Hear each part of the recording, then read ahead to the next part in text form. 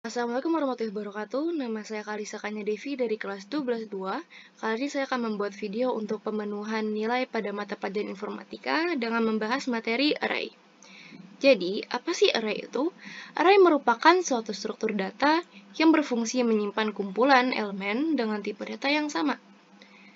Jadi, menggunakan array ini kita bisa mengelompokkan banyak integer atau karakter secara bersamaan dan mendeklarasikan tanpa harus memberi nama yang berbeda-beda.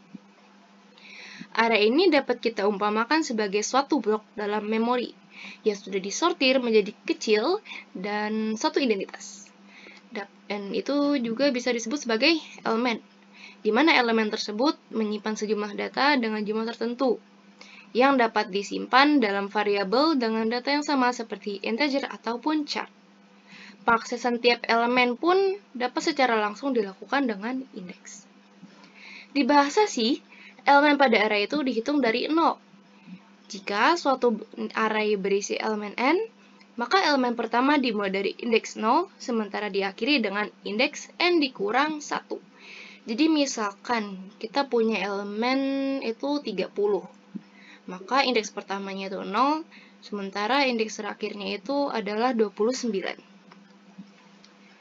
Ini ada contoh pendeklarasian, bukan contoh pendeklarasian, tapi cara pendeklarasian. Di sini ada type, name, dan size. Jadi type ini merupakan jenis variabel tiap elemen array. Nah, name ini tuh digunakan untuk penamaan pada array.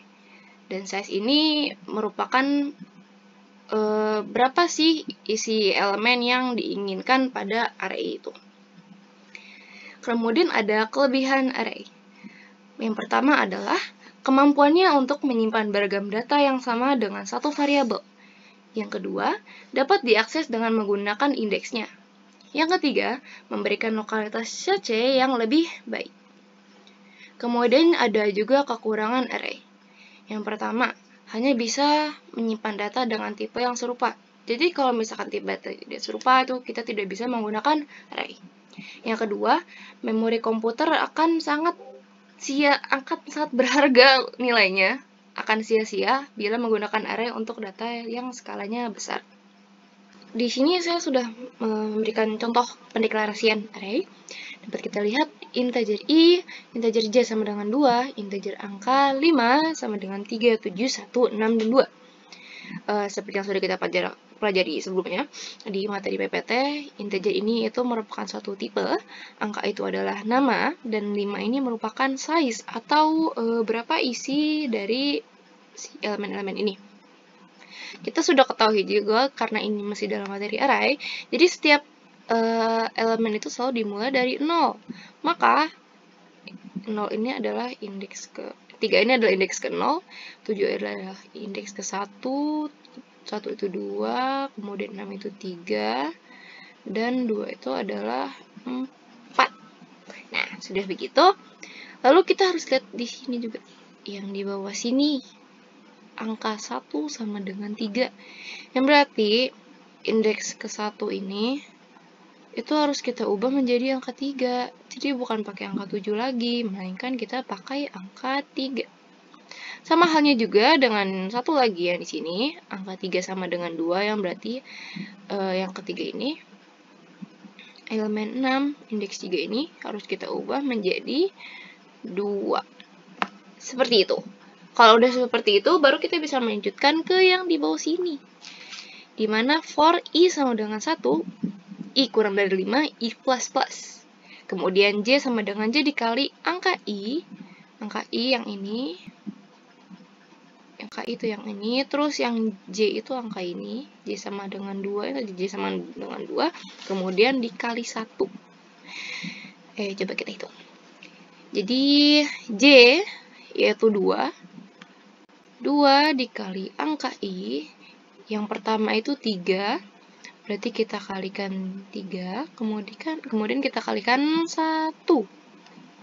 Sudah begini, dia hasilnya adalah 6. Nah, 6 ini berarti hasil dari J. Terus kan 2 ini J ya. Nih, kalau di rumus itu J. Jadi, yang kedua itu J-nya kita ganti jadi 6, bukan 2 lagi, karena kita sudah menemukan J yang baru. Jadi kita udah nggak pakai J yang lama. Jadinya 6 dikali angka I yang selanjutnya adalah ini 3. Kenapa 3? Karena udah kita ubah. Kita udah ubah berdasarkan yang ini, jadi kita udah nggak pakai yang 7 lagi, kita pakai yang 3. Berarti 6 dikali 3, kemudian dikalikan dengan 1. Kemudian dikalikan dengan 1. Di sini hasilnya adalah 18. 18 juga merupakan hasil dari J. Jadi ini J-nya kita ubah lagi. Ubah terus. Jadi 18, kemudian angka I yang selanjutnya adalah 1. Jadi 18 dikali 1, kemudian dikali 1 lagi. Hasilnya adalah 18, karena 18 dikali 1 dikali 1 udah 18, iya pasti semua orang tahu itu. Kemudian J yang selanjutnya itu tetap 18 ya, berarti dikali angka I yang selanjutnya itu adalah 2, bukan 6. Karena ini udah kita ubah ya, tadi tolong di highlight, ini udah kita ubah, jadi udah bukan 6 lagi, melainkan 2. Jadi ini dikali dengan 2, kemudian dikali 1, hasilnya itu adalah 36 ya. 36. Nah, sudah 36, J itu 36 dikali angka I yang terakhir adalah 2. Jadi kita kalikan dengan 2, kita tambah 1. Berarti hasilnya adalah 72. Dan ini perlu kita highlight yang satu ini, teman-teman. Karena I kurang dari 5, I plus. Yang berarti keseluruhan ini itu harus 5 kali pengoperasian. Kalau misalkan kurang dari 5 kali pengoperasian, misalkan cuma baru 4 kali, berarti itu harus kita tambahkan sekali lagi sampai menyentuh I sama dengan 5. Jadi kalau misalkan di sini itu disuruhnya I kurang dari 5, I plus, tapi di sini kita masih baru 4. Jadi yang kita lakukan adalah, misalkan kita pakai angka terakhir ini 36 ya. 36. Berarti 36 dikalikan, nah ini yang harus kita ketahui.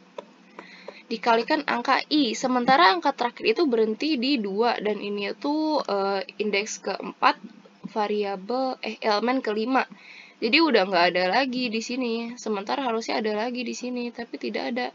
Maka dari itu, di sini kita kalikan 0 aja. Kita kalikan 0.